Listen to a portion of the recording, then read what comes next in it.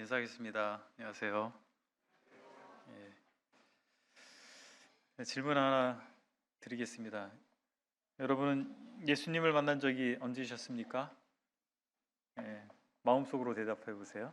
예, 그렇다면 그 예수님을 만난 사건이 여러분 인생에 어떤 영향을 미쳤나요? 그리고 그 예수님께서 여러분에게 어떤 의미가 있습니까? 너무 단순한 질문이기도 하고 어떻게 보면 쉬운 질문일 수도 있지만 한편으로는 어려운 질문일 수도 있습니다. 이것이 바로 우리 인생의 현실 가운데서 가장 중요한 질문일 수 있기 때문에 그렇습니다. 왜냐하면 우리는 매우 혼재된 사상과 혼재된 사회와 혼재된 문화 가운데서 우리가 살고 있기 때문에, 그리고 대부분의 우리 주변의 사람들은 예수 그리스도와 상관없는 사람들이기 때문에 이 질문이 의미가 있습니다. 우리가 예수님 믿는 것은 우리의 현실과 어떤 관련이 있는지를 우린 연결하기 위해서 우리가 먼저 우리가 믿은 예수님에 대해서 제대로 알 필요가 있습니다. 어떤 분이신가를 확인할 필요가 있습니다. 히브리서 5장 1절부터 10절에서는 왜 믿는 자들이 자신들이 고백한 믿음의 도리를 견고하게 붙들어야 하는가에 대해서 알려주고 있습니다. 우리에게는 더 나은 대제사장이 계시다. 그분은 바로 예수시다라고 하는 것을 말씀하고 있는데, 오늘은 히브리서 강의 9번째 시간으로 온전한 대제사장이신 그리스도에 대해서 함께 살펴보기를 원합니다. 히브리서 5장을 펴시고요. 제가 먼저 1절을 읽겠습니다. 히브리서 5장 1절입니다. 대제사장마다 사람 가운데서 택한 자이므로 하나님께 속한 일에 사람을 위하여 예물과 속죄하는 제사를 드리게 하나니. 먼저 우리가 예수님에 관해서 기억해야 할 것은 그리스도는 사람이 되셨다라고 하는 것입니다. 대제사장은 사람 가운데 택해졌습니다. 대제사장이 무슨 일을 하는 사람일까요? 제사장 하면 제사 드리는 사람, 그렇게 알고 있죠? 그러면 그 앞에 대자가 붙었어요. 그럼 제사장 중에 우두머리가 되나 보다. 틀린 말이 아닙니다. 대제사장은 하나님께 백성들을 대신하여 제사 드리는 일을 총괄하는 사람이에요. 구약 시대에 이스라엘 백성들은 하나님께 제사 드릴 때 직접 제사 드릴 수가 없었습니다. 하나님께서 제사장이라고 하는 사람을 구별하시고 그들을 대신해서, 이스라엘 백성들을 대신해서 제사장들이 제사 드리도록 했습니다. 그런데 대제사장은 그 일을 총괄하는 사람이고, 뿐만 아니라 대속죄일, 이스라엘의 여러 절기들이 있는데 그 중에서 대속죄일이라고 하는 절기가 있는데, 이 대속죄일에 이스라엘 모든 백성을 대표해서 그들이 드리는 희생제물의 피를 가지고 지성소에 들어가는 사람입니다. 아주 특별한 사람이에요. 모든 백성의 을 대표한 희생제물, 그들이 드린 희생제물을 가지고 성막에 보면 성소와 지성소 그렇게 구분이 돼 있어. 방이 두 개가 있는데 지성소에는 누구도 들어갈 수 없고, 대제사장이 1년에 단 한 번 대속죄일 날 희생제물의 피를 가지고 들어가는 곳입니다. 그 지성소에 들어갈 수 있는 사람, 그 사람이 대제사장이에요. 그러니까 대제사장은 모든 이 백성들의 죄를 속죄하는 제사를 집전하는 사람이라고 할 수가 있고, 백성들을 대표해서 하나님 앞에 나아가는 사람이라고 할 수 있습니다. 그런데 우리가 특별히 봐야 될 것은, 당연하게 생각하는 경향이 있는데 특별한 것입니다. 사람 중에 대제사장이 되게 하셨어요. 당연히 그런 것이지. 하나님께서 그렇게 하셨기 때문에 그런 거예요. 그러면 우리가 생각해 볼 필요가 있습니다. 천사들을 통해서 할 수도 있을 텐데 왜 하나님께서는 대제사장은 사람 중에 택하셨을까? 사람의 대표가 되어야 됐기 때문에 그렇습니다. 사람들의 문제를 사람들의 대표 중에서 해결하도록 하신 거예요. 하나님 앞에서 사람들을 나타내는 역할, 죄인된 인간을 대신하는 역할, 이런 것이 대제사장의 역할입니다. 그렇기 때문에 천사 중에서가 아니라 사람 중에서 택하신 것이죠. 사람의 문제를 해결하는 사람. 우리는 예수 그리스도께서 사람이 되셨다는 사실을 알고 믿고 있습니다. 그것을 성육신이라고 표현합니다. 영어로 incarnation. 성육신의 이 진리는 우리가 이해하기가 너무 어려워요. 근데 형제자매님들, 예수님께서 하나님이신데 사람이 되셨다라고 하는 것을 그냥 순수하게 믿으셨죠? 대부분 그러실 거예요. 참 여러분 대단한 믿음을 가지고 계신 겁니다. 이걸 다 이해할 수는 없어요. 하나하나 제가 조목조목 질문을 드리면 답변하기 어려우실 거예요. 이성적으로 다 이해해서 믿는 것이 아닙니다. 그런데 이것은 분명한 역사적 사실입니다. 우리 역사를 표기할 때 AD, 영어로 AD, BC 이렇게 표기하잖아요. AD를 주후라고 얘기하고 BC를 주전 이렇게 표현을 하는데, AD란 말이 영어의 약자가 아닙니다. 그러니까 라틴어의 약자인데 아노 도미니라고 하는 말의 약자예요. 라틴어로 아노 도미니가 무슨 말이면 주님의 해라고 하는 뜻이에요. 주님이 오신 해. 그래서 주님이 오신 지 AD 1년이면 첫 번째 해라고 하는 것이고, AD 2021년이잖아요 올해. 그러면 주님이 오신 지 2021번째 되는 해라고 하는 얘기죠. BC는 무엇입니까? 영어로 약자인데 Before Christ. 주님이 오시기 전이라는 얘기예요. 예수님 오시기 전, BC 200년 하면 예수님이 오시기 200년 전이라는 얘기고, BC 5000년 하면 예수님 오시기 5000년 전이라는 얘기입니다. 인류사를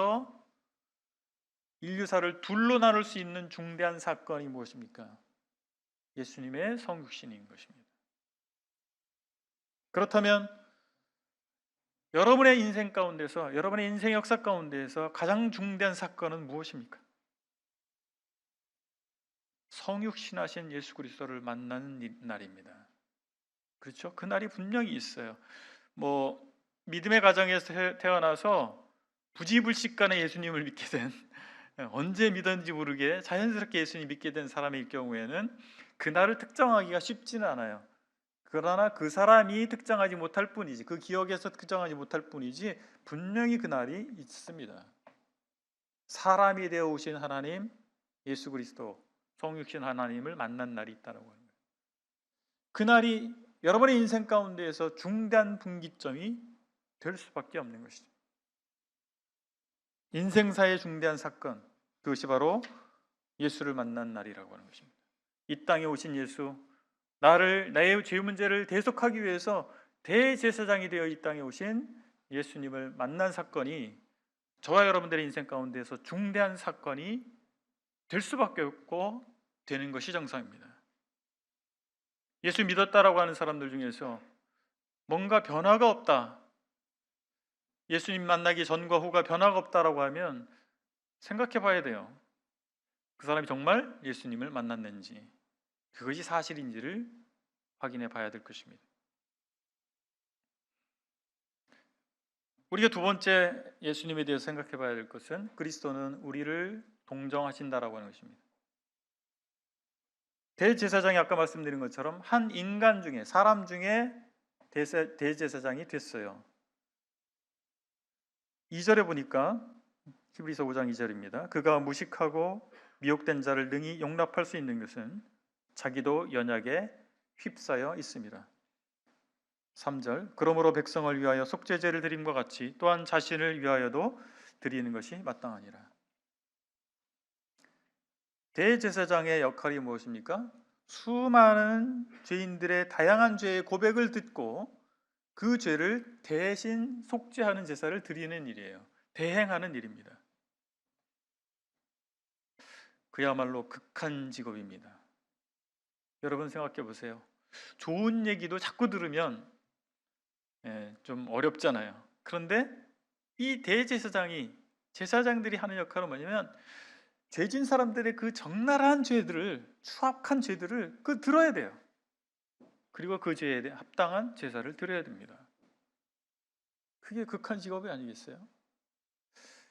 우리 교회도 뭐 의사, 간호사 분들이 계세요. 참 훌륭한 분들이라 생각합니다. 참 큰 일을 하고 계시다 생각해요. 왜 그렇게 생각하냐면 환자들을 대하는 거잖아요. 이 건강한 사람을 대하는 일도 쉬운 일이 아니잖아요. 그래서 사람을 대하는 일이 쉽지 않다고 하지 않습니까? 근데 그런데 의사나 간호사 이런 분들은 어떤 분들을 대하는 거예요? 건강이 안 좋은 분들을 대하는 것이죠. 아픈 사람을 대하는 거예요. 그러니까 사실은 극한 직업입니다. 근데 대제사장의 역할이 뭐라고요? 죄인들을 대하는 거예요. 참 우리가 상상할 수 없는 많은 죄들이 이 세상에 존재하잖아요.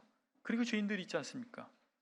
그들을 대하고 그들의 죄의 고백을 듣고 그 죄 문제를 해결하는 일을 대행하는 일이라고 하는 것이죠. 그러니까 정말 어려운 일이죠. 정말 불쾌한 마음이 많이 들 때가 있어요. 내가 이런 사람들의 죄까지도 대행해야 돼? 이 사람 천벌을 받아야 될 텐데 그런 일들, 분노가 생길 때가 얼마나 많겠어요. 그럼에도 불구하고 대제사장 그 일을 해야 됩니다. 그런데 한편으로 대제사장은 자기를 보게 됐을 때 자기도 얼마나 많은 죄를 가지고 있고 얼마나 연약한 자인가. 나도 조건만 맞으면 저 사람처럼 저런 죄를 지을 수 있었을 텐데 한편으로 그런 생각이 드는 것이죠. 그래서 연약에 휩싸여 있기 때문에 무식하고 미혹된 자를 능히 용납할 수 있게 되는 것입니다. 한 인간, 자기도 한 인간임을 체감하면서 그 사역을 감당하는 것이죠. 대제사장은 때때로 그런 시험에 들 것입니다. 내가 무엇이길래 나도 저들과 방불한 별반 다를 것이 없는 사람인데 내가 이 일을 할 수 있을까? 그런 시험이 들지 않겠어요? 그런 가운데서 하는 것이죠. 그런 적나라한 자신을 생각해 보면서 대제사장은 겸손하게 되는 것이고, 그럼에도 불구하고 하나님께서 그 일을 나에게 맡기셨기 때문에 그 역할을 해야 되는 사람이기 때문에 누군가는 그 역할을 해야 되기 때문에 그 일을 감당하게 되는 것입니다. 그래서 너무 엄격해서도 안 되고 너무 관대해서도 안 되는 사람, 그 사람이 대제사장입니다. 그게 참 어려운 거죠. 엄격하려면 엄격하고 관대하려면 관대하고 뭐 둘 중에 하나면 오히려 쉬울 수 있어요. 그런데 그 균형을 잡는다는 거라고 하는 것은 참 어려운 것입니다. 자전거를 타기가 왜 어렵죠? 이게 균형 잡는 일이기 때문에 어렵잖아요. 물론 일단 배우고 나면 그 다음부터는 평생 자전거를 탈 수 있지만 그 배우기까지 얼마나 균형 잡기가 어렵다는 사실을 우리는 알게 됩니다. 하나님의 백성 또는 인생을 대표하거나 대행하는 이들이 갖춰야 할 바로 덕목이 이 균형감입니다. 자신의 연약을 체감하면서 그런 가운데서 겸손할 수밖에 없으면서 또한 하나님께서 주신 사명을 변함없이 감당할 수 있어야 됩니다. 어떻게 보면 하나님의 일을 경중의 차이는 그리고 영역의 이 범위의 차이는 있겠지만 우리는 다 감당하는 사람들이잖아요. 다 제사장들이지 않습니까? 다 일꾼들입니다. 사역자들입니다. 그래서 하나님의 일을 감당할 때는 항상 이 딜레마가 다가오게 되는 것이에요. 딜레마를 직면하게 되는 것입니다. 그래서 우린 겸손한 가운데서 하나님께서 우리에게 맡기신 일에 대해서 그 역할을 다하려고 하는 자세가 계속 필요한 것이죠. 그리스도께서는 인간의 삶과 죽음을 체험하신 분으로서 우리를 대하고 계십니다. 7절에 보면 그는 육체에 계실 때에 자기를 죽음에서 능히 구원하실 이에게 심한 통곡과 눈물로 간구와 소원을 올렸고 그의 경건하심으로 말미암아 들으심을 얻었느니라. 8절에 그가 아들이시면서도 받으신 고난으로 순종함을 배워서 온전하게 되셨은즉 자기에게 순종하는 모든 자에게 영원한 구원의 근원이 되시고 10절에서는 하나님께 멜기세덱의 반차를 따른 대제사장이라 칭하심을 받으셨느니라. 주님은 한 사람으로서 고난의 삶을 사셨습니다. 이 7절에 심한 통곡과 눈물의 기도라고 표현되어 있기 때문에 과연 이것이 의미하는, 이 구절이 의미하는 바가 무엇일까 생각해 보면 많은 사람들이 겟세마네 동산의 기도를 생각합니다. 그런데 우리 주님의 생애를 잘 살펴보면 주님께서 십자가상에서 처절하게 외쳤던, 그리고 기도하셨던 모습을 우리는 또 기억할 수 있습니다. 그래서 이 심한 통곡과 눈물로 간구와 소원을 흘렸다라고 하는 것은 어떤 특정한 어떤 시점만을 얘기하는 것이 아니라 어떻게 보면 주님의 전 생애를 말씀하고 있다고 생각이 듭니다. 주님은 누구의 아들로 태어나셨습니까? 주님의 법적인 아버지가 누구예요? 요셉입니다. 그는 목수였습니다. 근데 주님의 생애를 연구하는 많은 학자들이 성경에 분명하게 나타나고 있지 않지만 여러 가지 정황을 볼 때 요셉이 일찍 세상을 떠난 것으로 추정을 합니다. 그 요셉 집안에 예수님은 맏아들이에요. 그리고 아버지의 일을, 대부분 유대인들은 아버지의 일을 물려받습니다. 그러니까 예수님의 지금 뭐였겠어요? 목수의 일을 일찍부터 한 거예요. 어머니가 계시죠? 그리고 우리가 잘 아는 예수님의 동생들 있잖아요. 야고보, 유다, 이런 사람들 다 신약 성경의 기자들이 됐습니다. 그 동생들이 있었어요. 어머니와 동생들을 부양하는 어린 나이, 비교적 어린 나이에 생계를 감당해야 하는 일을 하신 분이에요. 주님의 생애를 잘 생각해 보면 저와 여러분들이 겪고 있는 인생의 고난의 문제, 슬픔의 문제, 그 역경들을 주님이 안 겪으셨겠어요? 우리보다 더 많은 어려움을 아마 겪으셨을 것입니다. 그런 모든 것들을 체험하신, 인생의 고난의 문제를 체험하신 우리 주님께서 우리를 대하고 계신 것입니다. 우리 성도 간에 그런 얘기를 합니다. 힘내세요, 이런 말을 하거나 시간이 지나면 좋아질 거예요, 이런 말을 하면 형제님은 안 겪어보셨잖아요. 자매님은 이런 경우 안 당해보셨잖아요. 그런 말을 할 수 있어요. 자매님들 간에는 그런 얘기 있다면서요. 자연분만한 분과 제왕절개한 분이 서로 더 힘든 거라고. 뭐가 더 힘든 건지 저는 안 해봐서 모르겠지만 자연분만한 분은 자연분만 해봤어 자매? 제왕절개하는 분 배 갈라봤어? 뭐 이런 식으로 체험해보지 않으면 모른다, 이런 얘기잖아요. 근데 우리 주님께서는 다 겪으셨습니다. 이 땅에 출생하시고 어린 시절을 겪으시고 소년가장이 되시고 그 모든 삶을 다 겪으신 거예요. 그럼 우리 주님이 우리를 대하고 계신 것입니다. 눈물 젖은 빵을 먹어보지 않고 인생을 논하지 말라, 뭐 그런 말이 있잖아요. 여러분 혹시 지금 눈물 젖은 빵을 드시고 계십니까?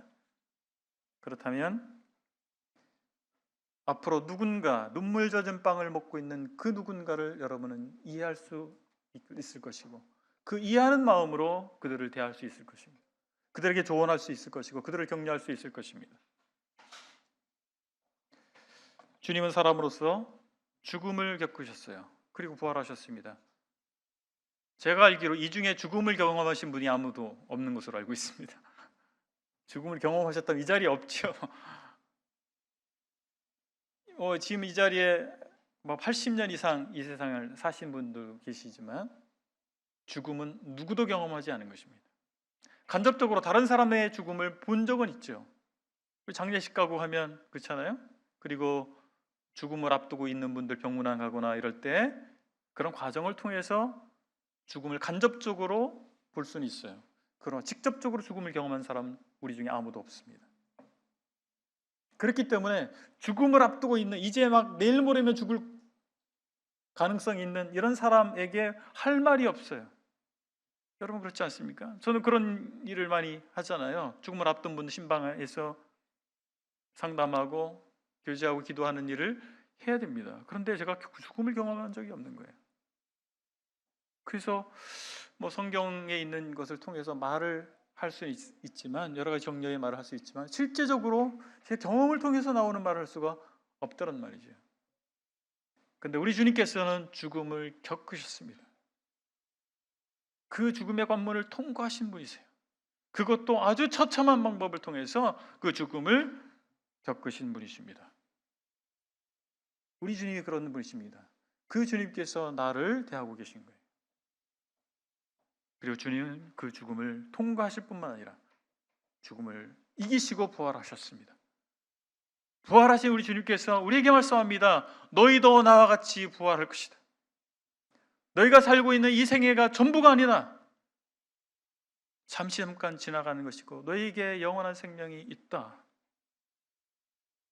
너희에게 영원한 하나님의 나라가 있다라고 하는 것을 주님이 이미 하나님 나라에서 하나님 보좌 우편에 서 계신 분으로서 약속해 주고 계시다라고 하는 것입니다. 여러분 속지 마시기 바랍니다. 여러분 코앞에 있는 그 중요한 문제들, 여러분이 정말 이것을 해결해야 될 것 같고 이걸 안 하면 내 인생의 실패자가 될 것 같은 그런 문제들을 만나실 때 여러분 속지 마시기 바랍니다. 그것이 그런 문제가 아니에요. 대학 떨어지면 이 세상이 다 망할 것 같고, 그렇습니까? 내가 원하는 대학 못 가면, 원하는 학과에 가지 못하면 정말 그렇던가요? 내가 저 사람하고 결혼하고 싶은데 그 사람이 내 마음을 몰라줄 때 세상이 무너지는 것 같고, 정말 그렇던가요? 인생을 좀 살아본 분들한테 물어보면 그렇지 않다라고 얘기합니다. 물론 속 쓰리고 가슴 아픈 일이 될 수는 있을지 몰라도 그것이 인생을 끝장내는 문제가 아니라고 하는 것이죠. 우리 주님께서 우리를 위해서 죽으시고 우리를 위해서 부활하신 분이십니다. 우리 주님의 말씀을 보시고 주님이 나를 어떻게 여기시는가를 주목하시기 바랍니다. 주님은 절망의 상황에서 기도하셨습니다.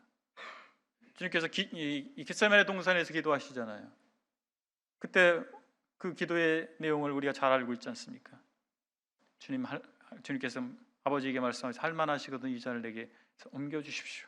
주님의 소원은 그 잔을 받지 않는 것입니다. 십자가에 달리지 않는 것입니다. 그러나 아버지의 뜻이라면 아버지의 원대로 하십시오. 수용하는 기도를 하셨습니다. 예수님께서는 하나님의 아들이시지만 사람이 되시고 사람이 되실 뿐만 아니라 인생들이 당하는 최악의 형벌을 우리 주님은 받으신 것이에요. 여러분 선택의 옵션이 있다면, 다른 선택지가 있다고 할 것 같으면 여러분 고난의 길을 가시겠습니까? 여러분 혹시 고난을 직면하고 계시다면 여러분은 선택할 상황이 기회가 주어졌다면 여러분 그 고난을 받으시겠어요? 그렇지 않죠. 주님의 선택지가 있었잖아요. 그런데 그 고난의 잔을 받으셨습니다. 여러분 어떤 삶을 사시기 원하십니까? 나를 위해 죽으신 그 주님의 걸음을 따라가는 삶을 살기 원하십니까? 아니면 웬만한 고난은 비껴가는 삶을 살기 원하십니까? 우린 그리스도에 남은 고난에 참여하는 자들이라고 하는 표현을 듣습니다. 그리스도인이라고 하는 의미가 무엇입니까? 그리스도에게 속한 자, 그리스도를 따르는 자입니다. 그리스도가 그러한 삶을 산 것처럼 나도 그러한 삶을 살리라. 그리스도께서 세상에서 배척받은 것처럼 나도 그리스도를 위해서 세상에서 배척받은 것을 받을 것을 각오하리라. 그런 삶을 선택한 사람을 그리스도인이라고 부른 것입니다. 여러분은 그리스도인이십니까? 자녀를 낳아봐야 합니다. 낳고 싶지만 못 낳는 분들도 계세요. 그런 분들 상처받으라고 드리는 말씀이 아니고, 이 말씀을 드리는 바는 누군가를 내 목숨을 줄 만큼 사랑해보지 않으면 참 사랑을 알지 못합니다. 그런데 제가 제 생애를 돌이켜보니까요, 내 목숨을 내어줄 만한 사람이 누굴까? 자녀를 낳아보니까, 자식을 낳아보니까 그렇더라고요. 자식을 낳아보니까 내 자식을 위해서 목숨을 내놓겠더라고요. 미안하지만 제 아내에 대해서는 그렇게까지는 아직 좀 더 살아봐야 될 것 같아요. 제 자식에 대해서는 정말 목숨이라도 내어놓겠더라고요. 그러니까 어떤 생각이 들던가요? 자녀를 낳으신 형제자매님들, 우리 부모님이 생각납니다. 아, 내 어머니, 내 아버지도 이런 마음이셨구나. 또 누가 생각납니까? 우리 주님이 생각납니다. 우리 아버지 하나님이 생각납니다. 우리 주님께서 어떻게 목숨을 내어놓으셨는지를 알 수 있게 됩니다. 아, 이 마음이셨구나. 우리는 의무감으로 누구 눈치를 봐서 어떤 제도가 있기 때문에 어떤 신앙생활을 하는 것이 아닙니다. 교회 생활을 하는 것이 아닙니다. 복음을 전하는 것이 아닙니다. 무엇 때문에요? 사랑 때문이죠. 엄마가 자녀를 낳고 옛날에 얼마나 가난했습니까? 정말 찢어지게 가난하다는 말을 할 만하잖아요. 그런데도 참 줄여가면서 엄동설안에 찬물에 빨래 빨아가면서 시장에서 막노동판에서 손발이 부르트도록 일을 하는 이유가 무엇일까요? 내 자식 먹여 살리려고 목숨이라도 내어놓고 싶은 것이 부모의 마음이잖아요. 그 사랑에 감동되는 것입니다. 그 사랑 때문에 하는 것이고 우리는 또 그 사랑에 감동되는 것입니다. 우리가 주 예수 그리스도를 통해 나타난 하나님의 사랑에 감동되기 때문에 눈앞에 보이는 이익을 거절할 수 있는 것이고 불보듯 뻔한 고난의 길을 우리가 걸어갈 수 있지 않겠습니까? 무엇이 두려워서 누구 눈치 봐서 그 길을 갈 수 있는 것이 아니지 않습니까? 우리 주님께서 나를 사랑하셨다는 그 사랑을 내가 감동했기 때문에 가는 것이죠. 주님은 이 고난을 통해서 온전한 대제사장이 되셨습니다. 온전한 중보자가 되셨습니다. 여기 온전하게 되었다라는 표현을 다른 의미로 살펴보면 목표에 이르게 됐다라고 하는 것입니다. 주님은 고난을 통해서 고난을 순종함으로 수용함으로 말미암아 목표에 이르게 되신 거예요. 우리의 대제사장이 되신 것입니다. 거저되신 것이 아니라 그 고난을 수용함으로 말미암아 주님께서 이 땅에 오신 목표를 이루셨다라고 하는 것입니다. 우리의 삶이 그리스도를 따르는 삶, 그리스도인의 삶이 되기 위해서는 우리 앞에 있는 그 고난을 우리가 선택하고 가야 되지 않겠습니까? 참된 그리스도인들은 끝까지 믿음을 지키는 자들입니다. 그리스도인의 삶의 특징이 무엇입니까? 순종입니다. 성경에서 가장 의미 있게 다루는 단어가 순종입니다. 성경에 보면 외모가 출중하고 지략이 뛰어났고 그랬던 사람들 얼마나 많습니까? 그런데 성경에서는 그런 데 주목하지 아니하고 그 사람이 순종하는 사람이냐에 주목하고 있다는 것입니다. 사울과 다윗 중에서 누가 더 뛰어나 보였어요? 사울이 훨씬 훌륭해 보였습니다. 정말 왕다운 통치를 가지고 있는 사람이에요. 보통 사람보다 머리 하나가 더 큰 거죠. 키도 크고 요즘 말로 하면 뭐 장동건 같은 사람이었는지 모르겠습니다. 다윗은 별 볼 일 없는 목동이었습니다. 근데 누가 더 훌륭한 왕으로 역사는 기록하고 있습니까? 다윗이죠. 이스라엘 국기에는 다윗의 별이 그려져 있어요. 사울과 다윗의 가장 큰 차이, 현격한 차이는 무엇입니까? 순종입니다. 불순종이냐 순종이냐. 다윗은 순종하는 사람이었습니다. 그리스도의 삶의 특징이 무엇입니까? 순종하는 사람입니다. 순종하는 사람의 공동체, 그것이 교회입니다. 그래서 우리가 정말 목숨 걸고 지켜야 될 것은 하나님의 말씀을 따르겠다라고 하는 것이죠. 하나님 말씀에 내가 따르는 자가 되리라, 내 주님께 순종하는 사람이 되리라. 이것이 우리의 삶의 목표가 되어야 되지 않겠습니까? 세 번째, 온전한 대제사장이신 그리스도에 대해서 생각할 때 세 번째로 우리는 그리스도는 하나님에 의해 임명된 대제사장이라는 사실입니다. 4절에 보니까 이렇게 기록되어 있습니다. 이 존귀는 아무도 스스로 취하지 못하고 오직 아론과 같이 하나님의 부르심을 받은 자라야 할 것이니라. 아론의 대제사장직은 하나님의 임명에 의해서 된 거예요. 아론이 난 되고 싶어, 대제사장이 되고 싶다, 이렇게 된 것이 아니고 하나님께서 임명하신 거죠. 그래서 다른 사람이, 하나님께서 임명하지 않은 다른 사람이 제사장 역할을 하려고 하면 하나님께서 죽이셨어요. 생명을 빼앗아 버리셨어요. 무시무시한 겁니다. 아무나 할 수 있는 일이 절대 아니다라고 하는 것이죠. 근데 하나님께서 그리스도를 대제사장으로 세우셨어요. 5절에 보면 또한 이와 같이 그리스도께서 대제사장 되심도 스스로 영광을 취하심이 아니요 오직 말씀하신 이가 그에게 이르시되 너는 내 아들이니 내가 오늘 너를 낳았다 하셨고, 6절 또한 이와 같이 다른 데서 말씀하시되 내가 영원히 멜기세덱의 반차를 따르는 제사장이라 하셨으니. 자, 예수님을 제사장으로 임명하신 분은 하나님이세요. 근데 여기 분명히 말씀합니다. 그리스도라고 얘기하잖아요. 그리스도라는 말 자체가 임명된 제사장이란 뜻입니다. 기름 부음을 받은 자란 뜻이죠. 히브리서 기자는 5절에서 시편 2편 7절을 인용을 하는데, 시편 1편 7절에서 이렇게 기록이 되어 있어요. 내가 여호와의 명령을 전하노라. 여호와께서 내게 이르시되 너는 내 아들이라 오늘 내가 너를 낳았도다. 이 시편 2편을 인용을 한 거예요. 그러면서 어떻게 해석을 하냐면 이것은 혈통이 아니라 임명의 선언이라고 본 것입니다. 하나님께서 그리스도를 선택하신 거예요. 어떤 분으로 선택하신 거예요? 대제사장으로 하나님이 결정하신 것입니다. 그런가 하면 시편 110편 4절에서 여호와는 맹세하고 변하지 아니하시리라 이르시기를 너는 멜기세덱의 서열을 따라 영원한 제사장이라 하셨도다. 이 110편에 있는 이 언급을 히브리서 기자가 끌어오면서 예수 그리스도에게 적용하고 있습니다.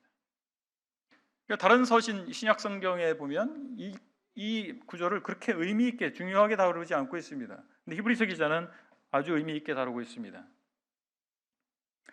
어떤 혈통에 의해서 내려온 제사장이 아니라 하나님께서 특별하게 지명한 제사장. 그래서 아론의 서열을, 혈통을 따르는 제사장이 아니라 멜기세덱이라고 하는 훨씬 그 이전에, 율법이 주어지기 훨씬 이전에 제사장 역할을 했던 멜기세덱을 언급하면서 바로 예수 그리스도는 하나님께서 선택하신 대제사장이라고 하는 것입니다. 하나님께서는 인류 구원의 원대한 계획을 세우셨습니다. 그리고 그 계획을 수행할 뿐으로 당신의 아들을 선택하신 것입니다. 그리고 이 땅에 그 아들을 보내신 것입니다. 그 아들은 아버지의 계획을 수용하셨어요. 우리 겟세마네 동산의 기도를 받지 않습니까? 아버지의 계획을 수용하시고 제가 하겠습니다. 죄를 대속하는 일, 이 인류를 구원하는 일을 아들이 통해서 하나님께서는 하기를 원하셨고 아들 예수님 그 일을 감당해 가셨던 것입니다. 우리 각자도 하나님으로부터 부름을 받았습니다. 여러분, 무엇을 위해서 하나님께서 여러분 부르셨습니까? 이 땅에서 잘 먹고 잘 살려고 그러려고 부르셨어요? 여러분 행복하기 위해서 존재하신 겁니까? 여러분 인생의 목적은 무엇입니까? 세상에서 성공하려고 여러분 그러기 위해서 사십니까? 세상에서 안락한 삶을 살려고 사십니까? 주변 사람들로부터 인정받기 위해서 사십니까? 무엇을 위해서 사시나요? 이 세상에서, 이 불신 세상에서, 죄악된 세상에서 여러분을 불러내신 하나님의 목적은 무엇입니까? 무엇을 위해서 여러분 부르셨습니까? 우리는 부름을 받은 자입니다. 우리 교회를 뭐라고 얘기합니까? 에클레시아. 찬송가 가사로 하도 많이 나와서 헬라 공부 안 해도 에클레시아 부르는 사람 별로 없어요. 근데 그 의미가 뭐라고요? 부르심을 받은 자들이에요. 불러낸 자들의 모임입니다. 우리가 부름을 받은 것입니다. 저처럼 특별하게 이렇게 목회하는 사람만 부름 받는 것이 아니라 모든 형제 자매들이, 여러분들이 부름을 받았습니다. 하나님의 부름을 확인하셔야 됩니다. 하나님께서 나를 무엇을 위해서 부르셨는가, 그걸 확인하시고 그것을 순종해 가는 것입니다. 주님께서는 명확한 분이셨어요. 아버지께서 나를 무엇을 위해서 부르셨는지 명확히 알고 계셨습니다. 그리고 그 길을 가셨던 분이세요. 우리는 주님을 따르는 자들로서 우리도 하나님의 부름을 받았기 때문에 그 부르신 대로 난 순종해 가리라, 이런 결단들이 우리 가운데 있어야 되지 않겠습니까? 우리는 우리를 구원하기 위해서 사람이 되시고 인간의 삶과 죽음을 경험하신 가운데서 우리를 대하시는 예수 그리스도를 알고 믿는 사람들입니다. 주님 우리를 사랑하시고 이해하십니다. 우리를 너무나 잘 아십니다. 왜냐하면 예수님께서는 사람으로 사셨기 때문에 우리의 슬픔을 아십니다. 그런데 우리가 슬픔 가운데서 그냥 위로만 받기를 원하지 아니하시고 우리를 위로하시되 우리를 이해하시되 우리가 일어서기를 기대하십니다. 우리가 주님을 따라 함께 가기를 원하십니다. 주저앉아 있기를 원하지 아니하시고 일어나서 그 절망의 자리에서, 고통의 자리에서, 고난의 자리에서, 슬픔의 자리에서 딛고 일어서서 주님을 의지하는 가운데 함께 가기를 하나님께, 우리 주님께서 기대하고 계신 것입니다. 우리 인생의 여정을 달려갈 길을 마치려 하는 그런 마음으로 내가 달려갈 길을 바라보고 함께 가기를 주님 원하시는 것입니다. 하나님의 주권이 무엇입니까? 하나님의 주권이 이 땅 가운데 이루어지기를 우리가 원해야 되지 않겠습니까? 나 개인의 삶 가운데서 이루어져야 되고 우리 주변의 삶 가운데서 하나님의 주권이 이루어져야 될 것입니다. 우리는 고난을 짊어질 수도 있고 사람들로부터 인정받지 못할 수도 있습니다. 상대적 박탈감의 어려움 가운데 있을 수도 있습니다. 그러나 우리보다 먼저, 그리고 우리보다 더 큰 고난을 받으신, 우리보다 더 많은 사람들로부터 외면받으신, 가장 사랑하는 사람들로부터 버림받으신, 죽음까지 경험하신 우리 주님께서 우리를 알아주십니다. 그런 주님께서 내가 너와 함께하리라 약속하십니다. 두세 사람이 내 이름으로 모인 곳에 내가 함께하겠다고 약속하셨습니다. 코로나라고 하는 이 특별한 상황에서 우리는 많은 도전과 시험을 받고 있습니다. 여러분 어떻게 하시겠습니까? 그럼에도 불구하고 우리는 모여야 된다. 그럼에도 불구하고 우리는 복음을 전해야 되는 것이고, 그럼에도 불구하고 우리는 예수 그리스도를 중심으로 살아야 된다는 사실입니다. 히브리서 기자가 시공을 초월해서 코로나를 겪고 있는 저 여러분들에게 주는 메시지는 무엇입니까? 온전한 대제사장이신 그리스도, 그 그리스도를 우리 바라보자라고 하는 것입니다. 그 주님을 의지하고 주님을 증거하는 삶을 살아가자라고 하는 것입니다. 기도하시겠습니다. 아버지 하나님, 연약한 자들을 부르셔서 능력 있고 유명한 자들을 부끄럽게 하신다고 말씀하셨습니다. 우리 주님께서 사람이 되어 이 땅에 오실 때 왕의 아들이나 귀족의 아들로, 부자의 아들로 오지 아니하시고 갈릴리 목수의 아들로 오셨습니다. 주님은 저희 인생의 질고를, 고난을 다 겪으신 분이십니다. 우리 주님께서 이 땅에 오셔서 그런 삶을 사신 이유는 바로 우리를 죄악 가운데서 건지기 위함이셨습니다. 주님께서는 가장 흉악한 사형틀에서 처참한 죽음을 맞이하셨습니다. 주님께서 그렇게 십자가에 달려 죽으신 것은 바로 우리의 죄악을 대신 형벌받기 위함이었습니다. 주님께서 죽음으로 끝나지 아니하시고 부활하셔서 죽음을 정복하시고 우리 모두에게 산소망이 되신 주님이십니다. 우리가 사망에 매여 종노릇하는, 죽음을 두려워하여 종노릇하는 삶에서 벗어나서 우리의 부활이 되신 하나님, 우리에게 영원한 생명을 주신 우리 주님을 따르는 사람이 되기를 원하시는 주님 감사합니다. 저에게 새로운 삶을 허락하신 주님 감사합니다. 우리를 체휼하시는, 우리의 연약을 모두 아시고 이해하시는 대제사장이신 우리 주님이 계심을 감사합니다. 아버지 하나님, 우리 주님을 의지하는 가운데서 우리가 하나님을 예배하고 하나님이 증거하는, 그리고 하나님이 공동체로 모이기를 힘쓰는 저희가 될 수 있기를 원합니다. 예수 그리스도의 이름으로 기도했습니다. 아멘.